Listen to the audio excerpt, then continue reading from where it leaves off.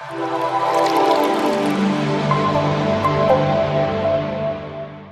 good morning all. My name is Richard Bundy, and this is the background of my house. And so thank you. Matthew's right here off to my left, to your right, and John and just the navigators as a whole for letting me kind of speak to some of the issues that's being advised. I know we're talking about 2 Peter 1 right now, and I was kind of asked to speak on the topic of goodness. Oh my goodness, I'm talking about goodness here. All right, so I'm going to begin with just reading the passage of what we're going to look at very briefly. It is actually Philippians 1, 9 through 12. I'm going to read from the Amplified Translation. I hope that is not a heretical translation to anyone, but I'm going to do so. So here we go. Philippians 1, 9 through 12. So this is Paul writing a letter to the church of Philippi while Paul was imprisoned. And you'll kind of get the gist once I get into it. Philippians 1, 9 through 12. And this I pray, that your love may abound more and more, displaying itself in greater depth, in real knowledge and in practical insight, so that you may learn to recognize and treasure what is excellent, identifying the best, distinguishing moral differences, and that you may be pure and blameless until the day of Christ, actually living lives that lead others away from sin, filled with the fruit of righteousness, which comes through Jesus Christ, to the glory and praise of God, so that His glory may be both revealed and recognized. Last verse. Now I want you to know, believers, that what has happened to me, Paul, this imprisonment that was meant to stop me, has actually served to advance the spread of the gospel, the good news regarding salvation. So that's the verse that I've broken down into kind of two separate areas. So the first thing I'll mention to you is a good cross-reference, Colossians 1, 1 through 12. Kind of touches on a lot of the same thoughts and ideas and just presents them a little bit differently. But a good cross-reference to this area, Philippians 1, 9 through 12, is Colossians 1, 1 through 12. So I'm going to look at four things. I'll deliver this first. What I pull from Philippians 1 is first your love, your discernment, your character, and then finally, if I may, your gospel. We'll get into that in just a little bit. So here's my main point. I'm going to deliver this to you first. If you take nothing else away as I ramble on, take this away. Take this away. Here we go. All right. Let's see here. Your love, together with real knowledge and all discernment, as you live out the character or goodness of Christ, will impact others. It will impact others' reception of the gospel, others' reception of the church, or others' reception of individual Christians. Okay, that's my main point.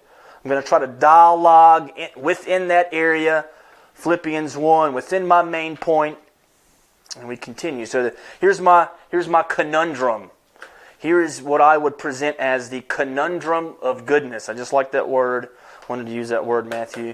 Matthew didn't chuckle at it until I just called him out. But anyway, this conundrum of goodness. Whose goodness is it? So, are the Scriptures speaking about my goodness? Me displaying my goodness? Or is it the goodness of Jesus Christ that's now in me I am attempting to live out? Well, Jesus tells us that no one is good.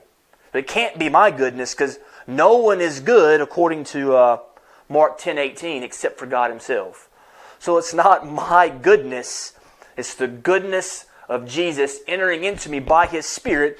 And I want to live out the teachings of Jesus as He refers to and later the apostles, how they refer to what goodness is. It's not my goodness, the goodness of Jesus that I'm living out. So that's the conundrum. I hope I could maybe give some clarity to that a little bit. But it's not my goodness, the goodness of Jesus. All right, so here's my 3 areas I'm going to try to... Once again, I'm giving you an area that I'm communicating into. I kind of broke down the text. Philippians 1, kind of the area of love abounding in, together with, real knowledge and all discernment. Second area, approving the things that are morally excellent. And then finally, the gospel advancing. So kind of those 3 areas. So I have my little notes here. So love abounding. So if I read, I'm going to just refer to the Good News translation. So might bounce around on translations a little bit. Get some different words, different ways of presentation of these biblical ideas. I pray that your love will keep on growing more and more. Here's the key word. Together. Your love growing together with true knowledge and perfect judgment is what the Good News translation refers to. So your love should not be separated from, as you're practicing love with people, as you're engaging others in the community and society around you, as you're loving on individuals, it's together with, cannot be separated from, first of all, true knowledge, usually meaning biblical knowledge, true biblical knowledge, and discernment, true biblical discernment. So just think of loving apart from the knowledge of God's will, the knowledge of God's Word, and discernment. So you're loving and validating and promoting all of these things in the name of your Christianity. It's possible that you may not be or should not be validating and promoting and so forth, which that's the later point or topic in approving the things. So love must be partnered with genuine biblical knowledge and genuine biblical discernment. Let's not separate those. Okay. What I would present to you that there is I kind of coined this confused love. We've confused the application of love. All right. I'll give you some examples in a little bit. So my second area was approve the things that are morally excellent. Okay. Whew. So you want to be just kind of carrying on with what the NASB refers to as NASB, being pure and blameless. So then therefore you're approving the things that are morally excellent. And there's some additional meaning in there that the Amplified Version kind of brings out. It's living lives that lead others away from sin. So you're living a life that is pure, that is blameless. By your verbal acknowledgement or by your behavior, you're participating in things that are approving or disapproving. In your purity, in your blameless, and it's having an impact on people. You're either influencing others, even inside the church, towards sin or away from sin. And that can happen explicitly, if I may, kind of without you understanding you're doing that. Let's see here. And then the gospel advancing. Let's see here. So I kind of want to bring together love abounding in real knowledge and all discernment, and approving the things that are morally excellent, living purely, living blamelessly, leading others away from sin. Just kind of trying to reference some examples. Some of the examples that I had, it's maybe a little controversial, but a few years ago, I know within our nation, this great rise of the Women's March.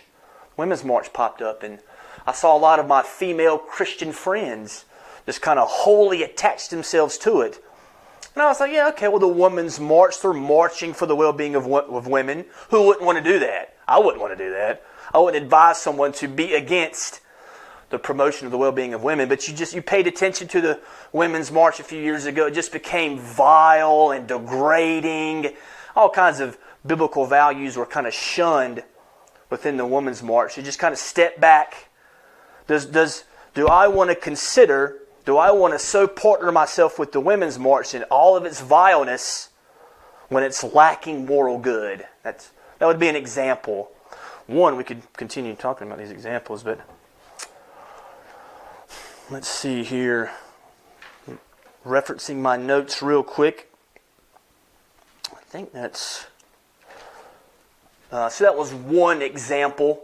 I mean, another kind of current example is that I see evangelicals in the church just kind of locking arms with the Women's March, the well-being and advancement of women, a great thing. But I would say an immoral organization and movement of the Women's March in 2017, I think it was. So more current is kind of BLM. So if I'm going to evaluate, if I want to be loving with real knowledge and all biblical discernment, how much do I want to lock arms with the organization of BLM, Black Lives Matter? Are they a moral organization that I want to associate myself with? Because remember, I've pointed to this, Philippians points to this, these things are impacting the gospel of Jesus Christ. They're impacting people's perspectives of the church. They're impacting people's perspectives of individual disciples and Christians. So my living out my character, my purity, hopefully my blamelessness,